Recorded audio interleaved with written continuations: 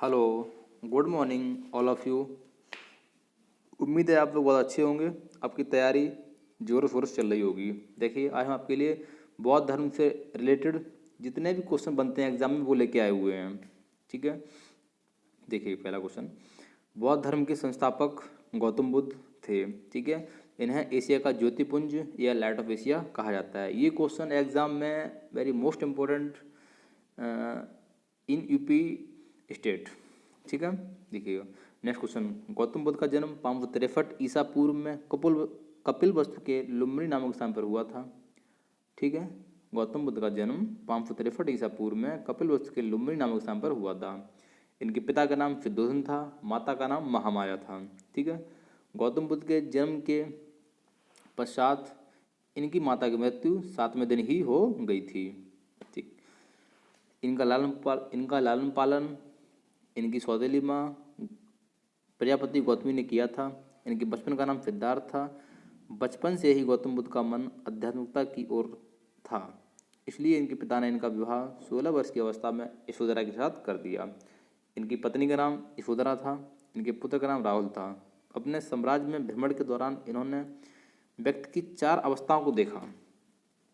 इन्होंने अपने साम्राज्य में भ्रमण के दौरान इन्होंने व्यक्ति की 4 अवस्थाओं को देखा, जिसके बाद उनके मन में वैराग्य उत्पन्न हो गया। पहला था बूढ़ा व्यक्ति, दूसरा था बीमार व्यक्ति, तीसरा था शव, चौथा था सन्यासी। ये क्वेश्चन पूछा जाता है कि गौतम बुद्ध ने भ्रमण के दौरान व्यक्ति की कितनी अवस्थाओं को देखा। 4 अवस्थाओं को देखा। पहला बूढ़ा व्यक्ति, दूसरा बीमार व्यक्ति, तीसरा शव, चौथा सन्यासी। ठीक है, ये question very most important, very most important. ठीक है, अच्छा आगे देखिएगा, आगे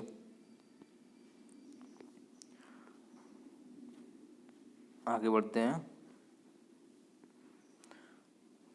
अब हाँ, आगे संसारिक समस्याओं से व्यथित होकर सिद्धार्थ ने 29 वर्ष की अवस्था में गृह त्याग किया। संसारिक समस्याओं से व्यथित होकर सिद्धार्थ ने 29 वर्ष की अवस्था में गृह त्याग किया, जिसे बौद्ध धर्म में महाभिनिष्क्रमण कहा गया है। जिसे बौद्ध धर्म में महाभिनिष्क्रमण कहा गया है, मतलब घर त्याग को बौद्ध धर्म में महाभिनिष्क्रमण कहा गया है। ठीक है, वेरी मोस्ट इम्पोर्टेंट क्वेश्चन।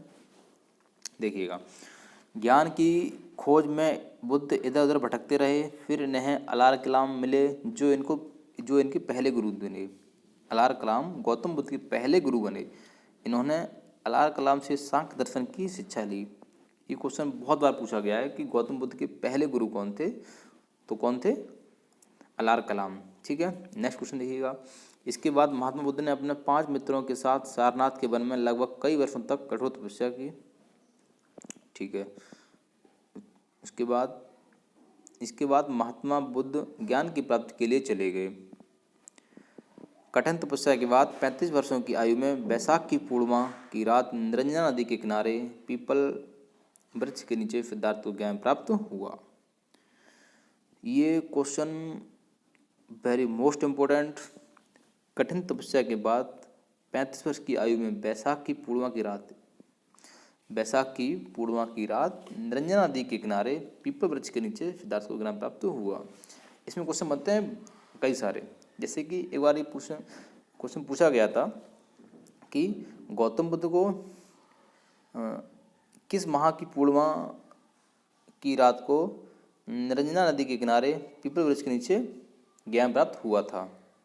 ठीक है, इस टाइप से कभी कभी नदी पूछ ली जाती है और कभी कभी वृक्ष पूछ लिया जाता है कि किस वृक्ष के नीचे। ठीक है, आगे देखिएगा, ज्ञान प्राप्ति के बाद सिद्धार्थ बुद्ध के नाम से जाने गए और वह स्थान बोध गया कहलाया।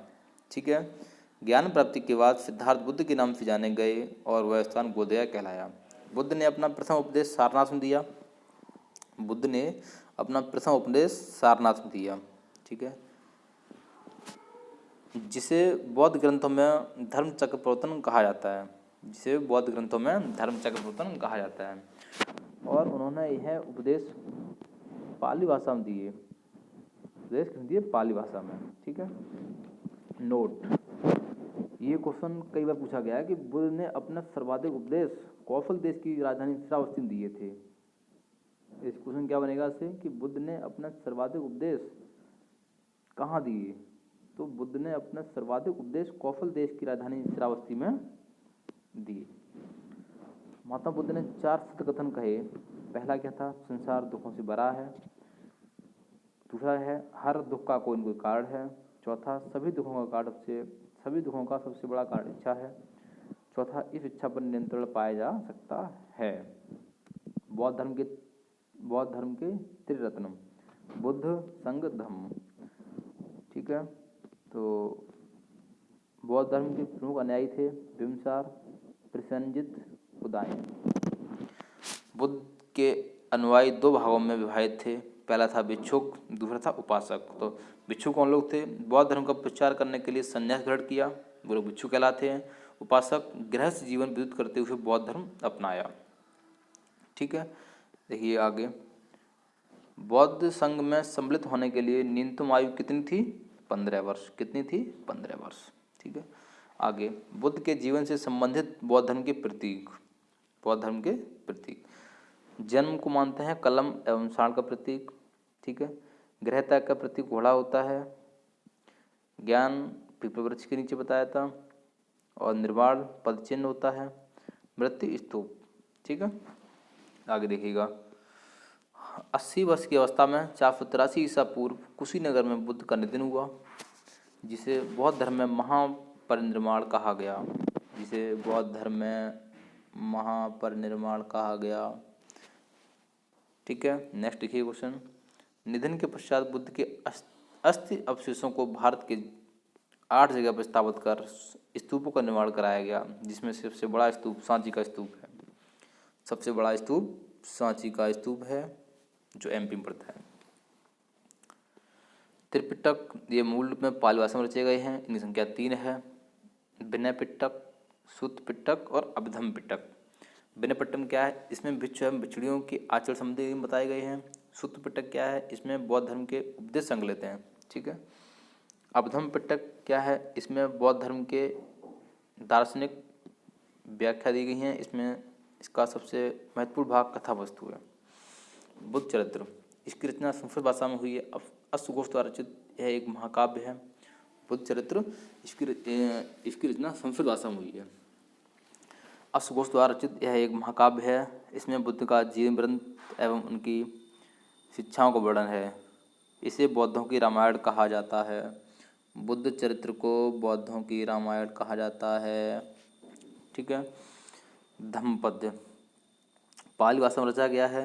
इसे बौद्धों की गीता कहा जाता है। धम्मपद को बौद्धों की गीता कहा जाता है। ठीक,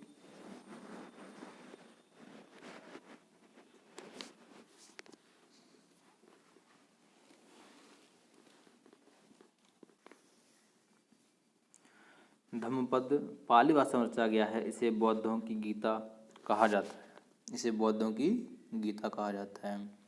और बुद्ध चरित्र को बौद्धों की रामायण कहा जाता है। ठीक है, अब देखिए next very most important topic.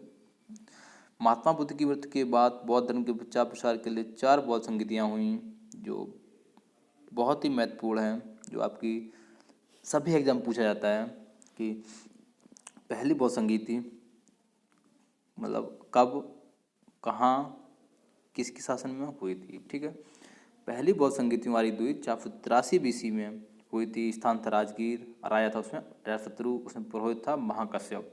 ठीक है, दूसरी थी 383 BC में, जो हमारी वैशाली में हुई थी। कालाशोक इसके राजा थे उस समय, और सवाका में पुरोहित थे। ठीक है, आगे इसकी जो थर्ड संगीति हुई थी 255 BC में हुई थी। स्थान था पाटलिपुत्र, उसमें राजा थे अशोक, पुरोहित था मोगली पुत्रद्रस।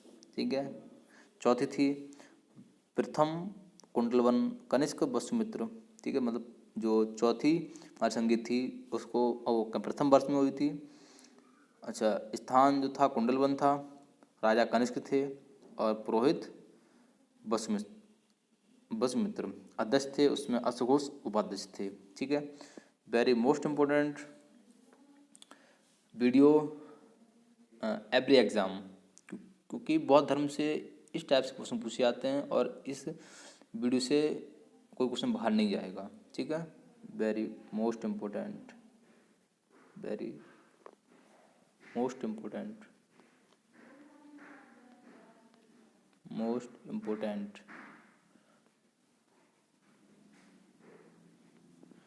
Thank you.